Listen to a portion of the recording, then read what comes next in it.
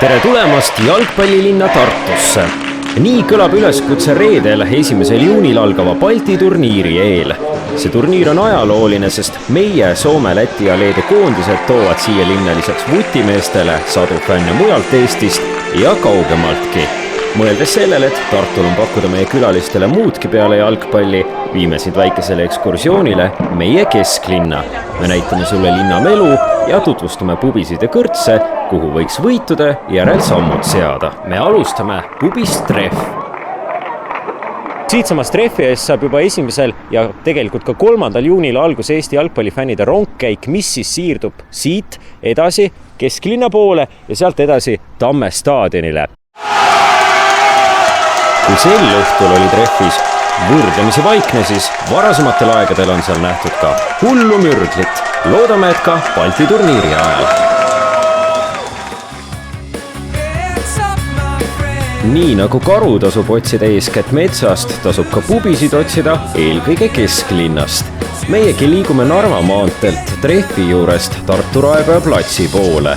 Teel ületame muu hulgas kohaliku tudengielu lahutamatu sümboli Kaarsilla. See, head sõbrad, on Tartu üks ja ainus Raekoja plats. Sealpool ja sealpool. Raekoja platsi polistavad kohvikud ja pubid mõlemast küljest. Jõe poolt platsile saabudes tervitavad linlast esmalt pigem kohvikud, kuhu ehk karusel vutifännil nii palju asja pole. Ent mine tea. Raekoja hoone poole liikudes satuvad meie teele ka klassikalisemad kõrtsid. Mõni lubab juba aknale pandud siltide poolest, et trikoloori hoitakse seal au sees. Nii nagu hoiavad trikoloori au sees ka meie vutifännid.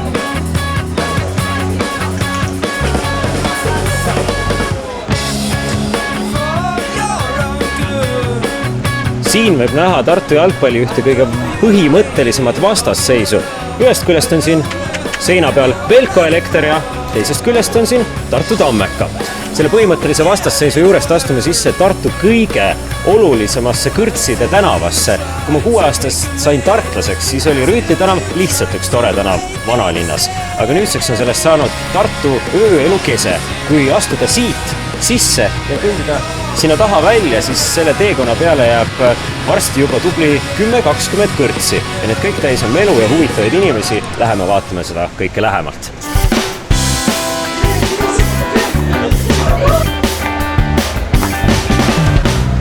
Glamuursed vidinad, täitud linna tänavad.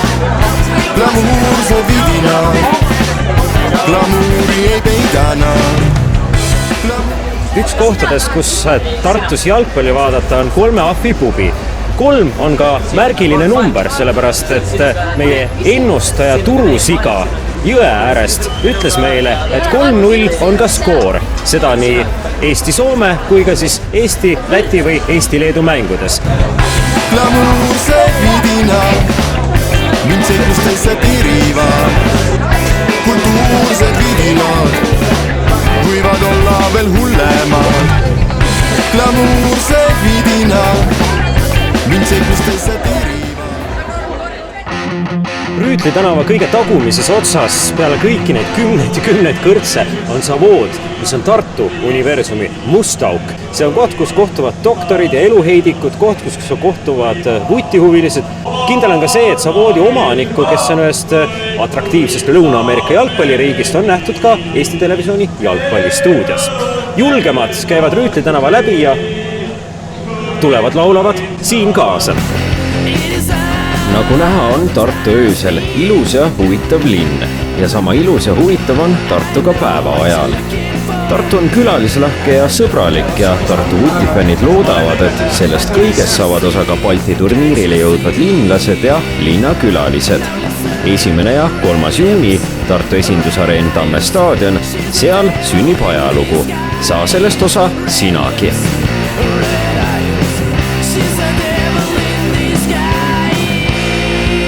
Tartu linna kokkuvõtteks ja tervituseks külalistele esineb nüüd segakoor Kostja Pomlöök. Sergei Varenko! Sergei Varenko! Sergei Varenko!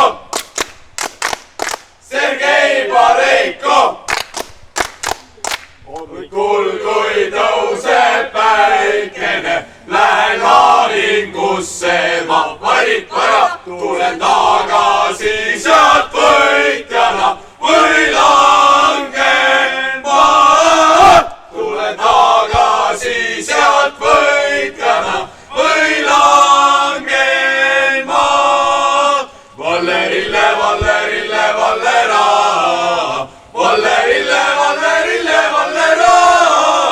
Tulen tagasi sealt võitjana või langen maha.